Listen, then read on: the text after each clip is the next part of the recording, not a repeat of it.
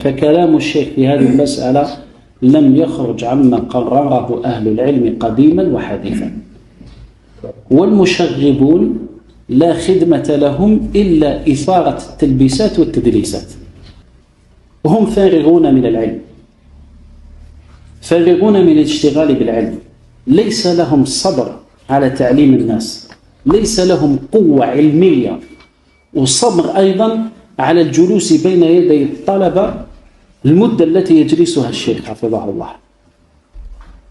فماذا يفعلون؟ ينتظرون حتى يتكلم الشيخ، إذا تكلم الشيخ شغبوا عليه، إذا سكت الشيخ هم بطالون لا يجدون ما يفعلون لأنهم فارغون من العلم.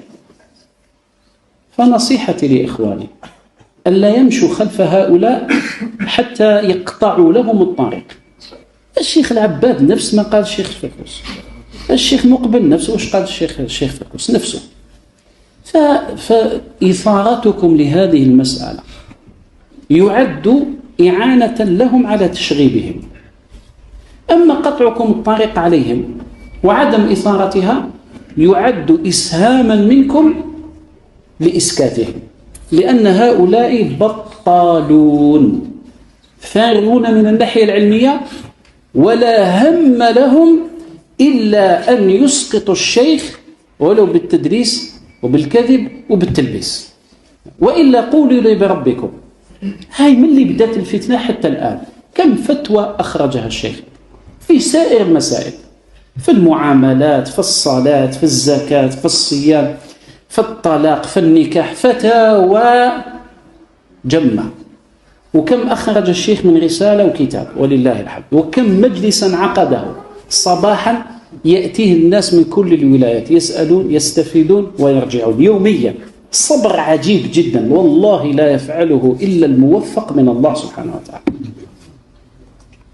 احنا ما نقدروش احيانا نواكب الشيخ في السماع، قليل منا ليقدر أو يحضر الحلقات يوميا، قليل فقط باش يجي يحضر فقط ويسمع، أو عددنا قليل. كاين اللي يحضر حلقة وباك ما يحضرش حلقة، يحضر حلقة وباك يغيب 3، يحضر 3 وباك يغيب 4، يحضر 4 وباك يغيب 1 و2، ما يقدرش، قليل منه. الشيخ يوميا بعد صلاة الصبح ينوض صلاة الصبح، والله أحيانا يعاني الألم، يجاوب وهو يتألم لأنه الشيخ كبر في السن وعنده بعض الأمراض، مع ذلك يجيب وهو يتألم ويخفي ذلك الألم ويجيب.